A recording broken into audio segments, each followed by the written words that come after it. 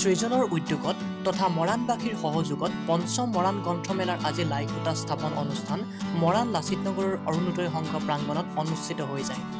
মৰাণ মহাবিদ্যালয়ৰ অৱসৰপ্ৰাপ্ত অধ্যক্ষ তথা মৰাণ নাগৰিক সমাজৰ বিষয়া ডক্টৰ যতীন চুতীয়াই লাইখুটা স্থাপন কৰে।